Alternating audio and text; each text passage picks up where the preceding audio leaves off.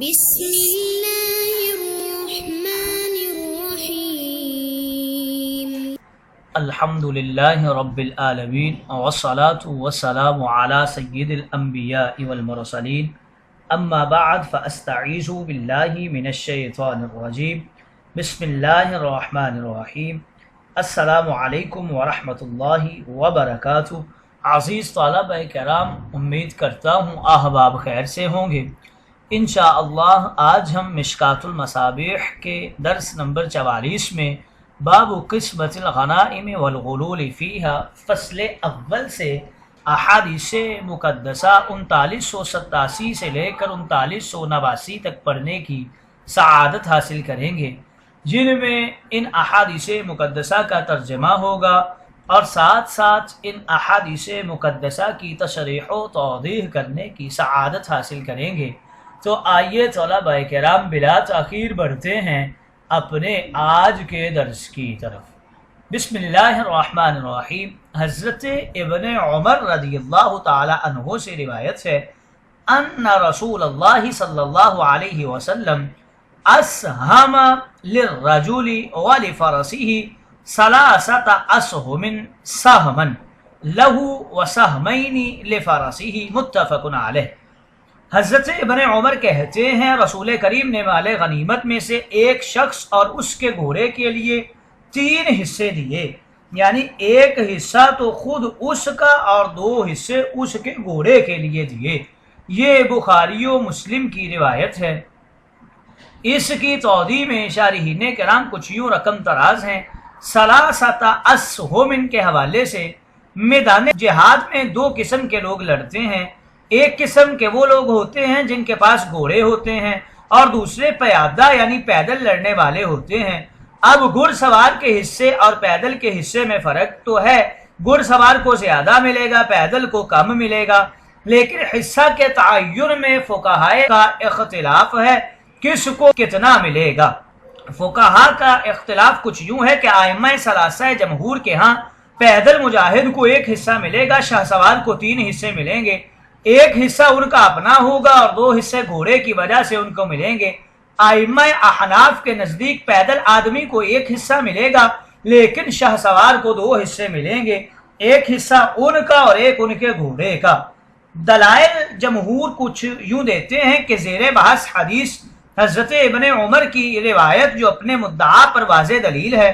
ائمہ احناف نے مجمع بن جاریہ کی روایت سے استدلال کیا ہے جس میں واضح طور پر مذکور ہے کہ خیبر میں پیدل کو 1 حصہ اور شاہ سوار کو 2 حصے دیے گئے تھے. الفاظ کچھ یوں ہیں فَأَعْطَى الْفَارِسَ سَهْمَيْنِ وَالرَّاجِلَ سَهْمًا.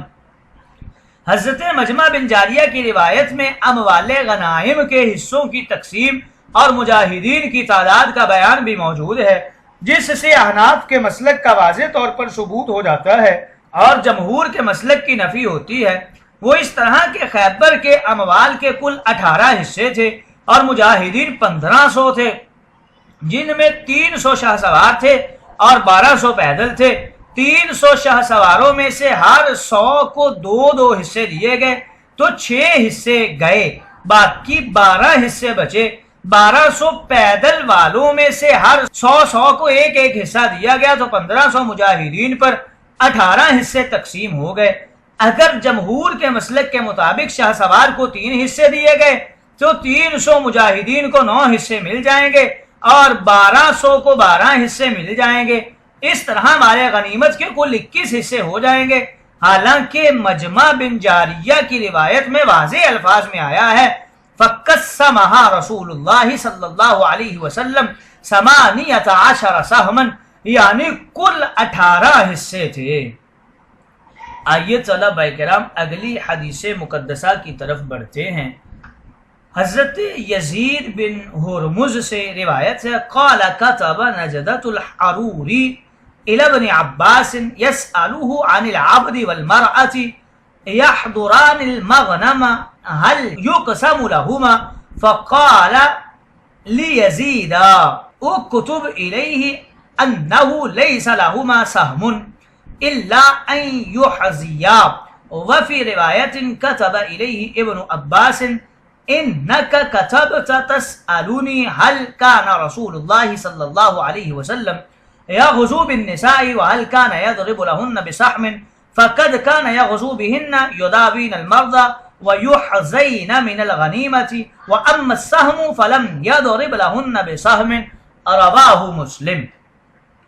حضرت یزید ابن ہرمز کہتے ہیں کہ نجدہ حروری نے حضرت ابن عباس کو ایک خط لکھا جس میں انہوں نے غلام اور عورت کے بارے میں یہ دریافت کیا تھا کہ جب وہ مال غنیمت کی تقسیم کے وقت موجود ہوں تو ان کو بھی اس مال غنیمت سے حصہ دیا جائے گا یا نہیں۔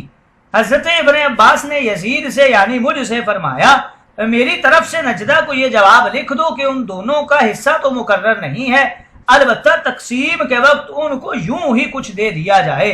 اور ایک روایت میں ہے کہ حضرت ابن عباس نے اس نجدہ کو یہ جواب لکھا کہ تم نے خط لکھ کر مجھ سے یہ دریافت کیا تھا کہ کیا رسول کریم جہاد میں عورتوں کو ساتھ لے جایا کرتے تھے اور کیا آپ ان عورتوں کو مال غنیمت میں سے حصہ دیتے تھے؟ تو سنو، اس کا جواب یہ ہے کہ حضور علیہ الصلوۃ والسلام جہاد میں عورتوں کو ساتھ لے جاتے تھے جو بیماروں کی دوا دارو کرتی تھی اور زخمیوں کی مرہم پٹی کیا کرتی تھی، اور ان کو مال غنیمت میں سے یوں ہی کچھ دے دیا جاتا تھا، لیکن ان کے لیے کوئی حصہ مقرر نہیں تھا۔ اس حدیث مقدسہ کی توضیح و تشریح میں بیان کرتے ہیں نجدہ یہ خوارج کے سرغنہ کا نام تھا۔ الحروری یہ حرورہ علاقہ کی طرف منسوب تھا جو کوفہ کے اطراف میں ہے۔ خوارج کا پہلا اجتماع اسی مقام پر ہوا تھا۔ حزیون یہ عطیہ کو کہتے ہیں۔ غلاموں اور عورتوں کو حصہ نہیں دیا جاتا، صرف تطیب خاطر اور دل جوئی کے طور پر کچھ عطیہ دیا جاتا ہے، کیونکہ ان پر لڑنے کی ذمہ داری نہیں ہے، اور یہی مسئلہ نابالغین کا بھی ہے۔ اگلی حدیث مقدسہ کی طرف بڑھتے ہیں۔ حضرت سلمہ بن اکوع رضی اللہ تعالی عنہ راوی ہیں، قال بعث رسول اللہ صلی اللہ علیہ وسلم بظہرہ مع رباح غلام رسول اللہ صلی اللہ علیہ وسلم وانا معه فلما اصبحنا اذا عبد الرحمن الفزاري قد اغار على ظهر رسول الله فقمت على أكمة فاستقبلت المدينة فناديت ثلاثا يا صباحاه ثم خرجت في آثار القوم أرميهم بالنبل وأرتجز أقول أنا ابن الأقوى واليوم يوم الردع فما زلت أرميهم وأعكر بهم حتى ما خلق الله من بعيد من ظهر رسول الله صلى الله عليه وسلم إلا خلفته وراء ظهري ثم اتبعتهم ارميهم حتى القوا اكثر من 30 بردة و30 رمحا يستخفون ولا يطرحون شيئا الا جعلت عليه اراما من الحجارة يعرفها رسول الله صلى الله عليه وسلم واصحابه حتى رأيت فوارس رسول الله ولاحق ابو قتادة فارس رسول الله بعبد الرحمن فقتله قال رسول الله خیر فرساننا اليوم ابو قتادہ وخیر رجالتنا سلمۃ قال ثم اعطانی رسول اللہ صلی اللہ علیہ وسلم سہمین سہم الفارس وسہم الراجل فجمعهما لی جميعا ثم اردفنی رسول اللہ صلی اللہ علیہ وسلم وراءه على العظباء راجعین الی المدینہ رواہ مسلم۔ حضرت سلمہ بن اکوع رضی اللہ تعالی عنہ کہتے ہیں کہ مسلمانوں اور کفار قریش کے درمیان معاہدہ ہو جانے کے بعد حدیبیہ سے واپسی کے دوران راستہ میں رسول کریم نے اپنی سواری کے سارے اونٹ رواح کے ساتھ جو رسول کریم کے غلام تھے آگے روانہ کر دیے۔ میں بھی رواح کے ساتھ چل دیا۔ ہم دونوں نے رات میں ایک جگہ قیام کیا، اور جب صبح ہوئی تو ہمیں معلوم ہوا کہ عبد الرحمن فزاری نے، جو مسلمانوں کا ایک مشہور دشمن اور کافر تھا، رسول کریم کے اونٹوں پر چھاپا مارا ہے اور ان کو ہنکا کر لے گیا ہے۔ میں ایک ٹیلے پر چڑھ گیا اور مدینہ کی طرف منہ کر کے 3 مرتبہ یا صباحہ یعنی خبردار دشمن آ پہنچا ہے کا نعرہ بلند کیا اور تیر پر تیر پھینکتا ہوا اس قوم یعنی عبد الرحمن اور اس کے ساتھیوں کے نشانات قدم پر چل پڑا۔ اس وقت میری زبان پر بلند آواز میں رجز یعنی رزمیہ شعر تھے۔ میں نے کہا انا بن الاقوی والیوم یوم الردع، یعنی اے دین کے دشمنوں کان کھول کر سنو، میں اقوا کا بیٹا ہوں، آج کا دن برے لوگوں یعنی تم دشمنان دین کے ہلاک ہونے کا دن ہے۔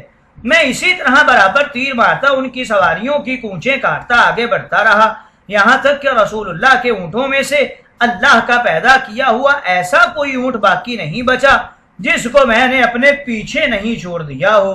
میں تیر برساتا ہوا ان کا تعاقب جاری رکھے ہوئے تھا، یہاں تک کہ انہوں نے ہلکا ہو جانے کے خیال سے اپنی 30 سے زیادہ چادریں اور 30 کپڑے پھینک دیے، یعنی وہ بھاگتے ہوئے اپنی چادریں اور اپنے کپڑے بھی پھینکتے جا رہے تھے تاکہ جسم ہلکا ہو جانے کی وجہ سے بھاگنے میں آسانی ہو، اور وہ جس چیز کو بھی پھینکتے تھے وہ اس پر نشان کے طور پر پتھر رکھ دیتا تھا تاکہ رسول اللہ اور آپ کے رفقا اگر پیچھے سے آئیں تو اس کو پہچان لیں۔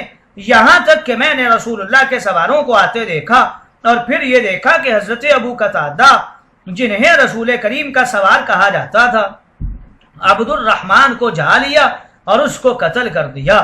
پھر اس ہنگامہ کے ختم ہونے کے بعد رسول کریم نے فرمایا کہ آج ہمارے سواروں میں سے سب سے بہتر سوار ابو قتادہ ہیں اور پیادہ میں سے سب سے بہتر پیادہ سلمہ بن اکبا ہیں۔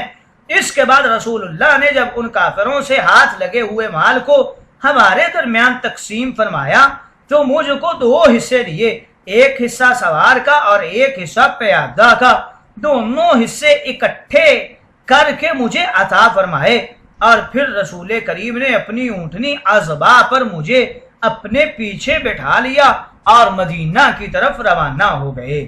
یہ مسلم کی روایت ہے۔ اس کی توضیح میں شارحین کرام یوں رقم تراز ہیں۔ سلمہ بن اکوا یہ بڑی شان والے صحابی تھے، جنگوں میں نمایاں حصہ آپ نے لیا ہے، پیدل دوڑنے میں مشہور تھے، گھوڑے سے زیادہ تیز دوڑتے تھے۔